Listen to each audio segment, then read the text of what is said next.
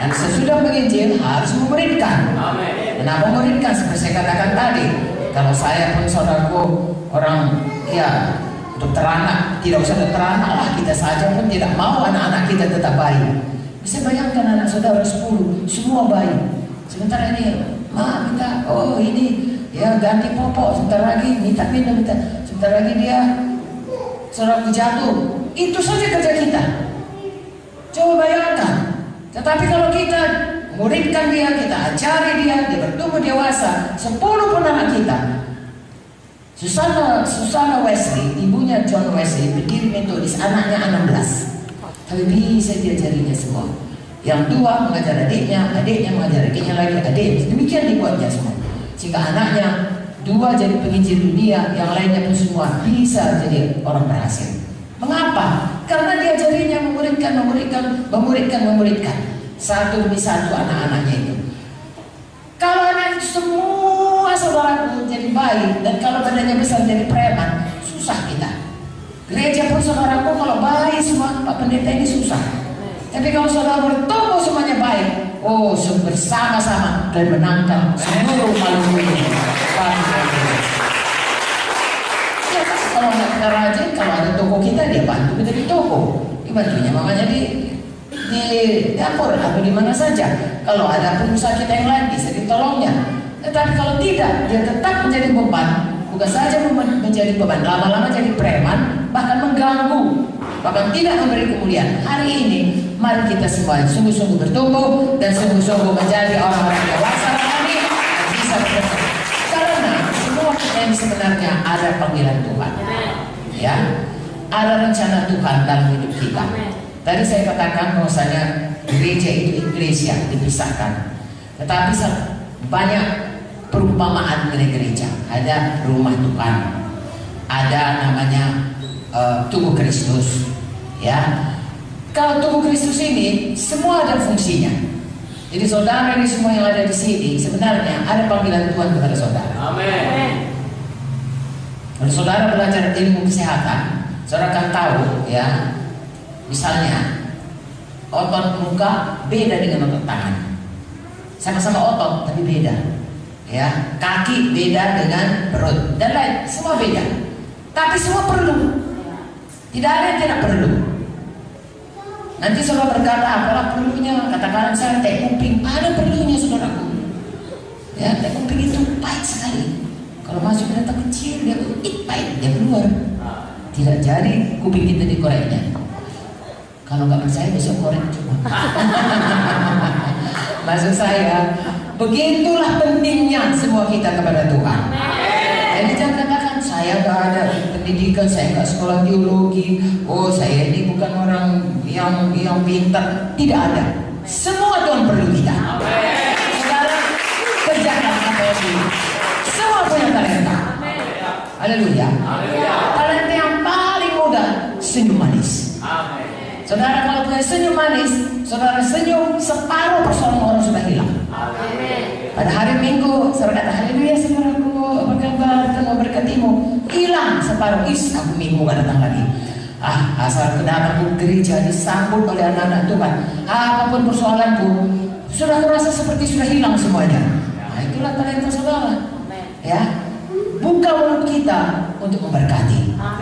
Selain itu Tuhan memberikan karunia-karunia kepada kita. Ada yang suaranya baik, ya, jangan pakai di karaoke saja saudaraku.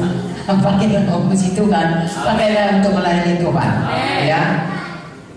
Kalau di dalam buku Efesus mengenai tubuh Kristus, sebenarnya pelayanan itu di gereja bukan pekerjaan mocok-mocok. Jadi misalnya kalau saya dokter, saya mocok-mocok kerja di gereja, no.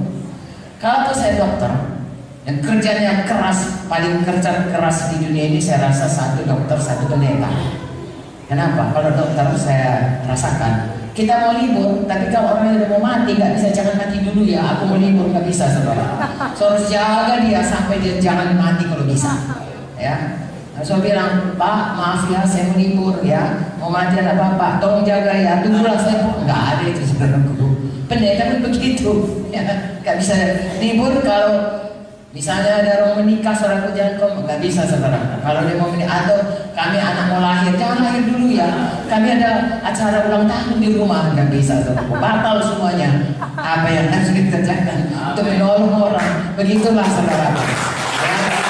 Tetapi walaupun begitu, kita punya panggilan, punya karunia, punya talenta, punya tempat dalam tubuh Kristus yang harus kita kerjakan dengan sungguh-sungguh. Sebenarnya saudaraku, saya suka jadi dokter anak. Ya, sangat suka. Dari SD saya udah pengen jadi dokter, saudaraku. Dokter anak. Saya pikir dulu dokter anak itu SMA, dokter 3 tahun, dokter anak 3 tahun. Tapi itu banyak tidak. Ya, sampai lama kemudian sambung lagi saya saudaraku spesialis lagi, spesialis. Lama sekolahnya, saya suka itu. Tapi begitu saya selamat, lalu saya melayani Tuhan. Sampai pada satu titik saya harus memilih. Kalau saya meneruskan jadi dokter anak, maka saya menelantarkan panggilan saya. Kalau saya masuk kepada panggilan saya penuh, saya harus meninggalkan kerja saya di fakultas. Sebab berarti nanti saya korupsi di sini. Saya kerja tidak. Saya disuruh Tuhan mencari orang yang selalu bersungguh-sungguh hati. Amin. Lalu saya merasakan Tuhan memanggil saudaraku. Kalau dokter anak itu banyak bisa menggantikannya. Saya tawarkan siapa yang mau, saya didik seberapa ilmu saya didik.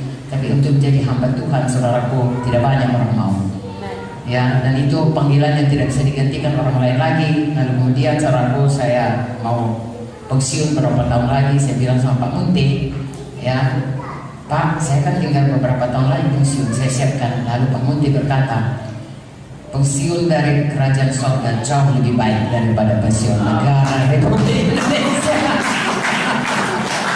Saya beriman percaya dan saya tinggalkan semua saudara. Orang bilang saya gila, ya, karena di seluruh USU itu di rumah sakit, namanya rumah sakit Pirngadi kalau waktu itu, ya, saudara, tidak ada dokter Kristen. Kami hanya 2, saya dan adik ipar saya, adik Pak Munti.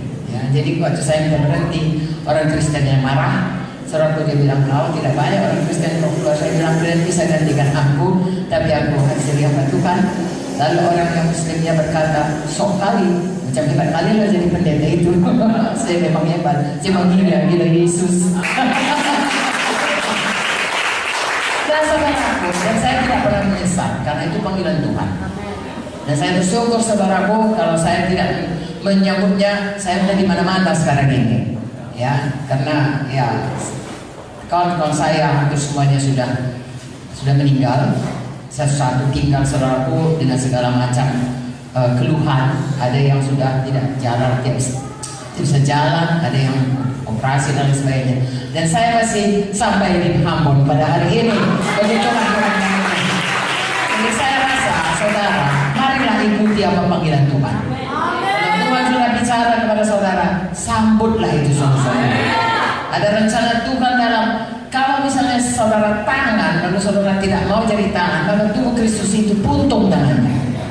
Atau saudara sudah jadi pelayanan, lalu saudara tinggalkan itu, maka saudara buntungilah itu tubuh Kristus. Jangan saudara.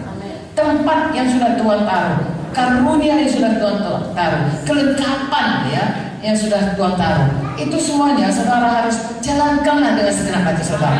Itu kehormatan sungguh-sungguh untuk bisa melayani Tuhan. Haleluya.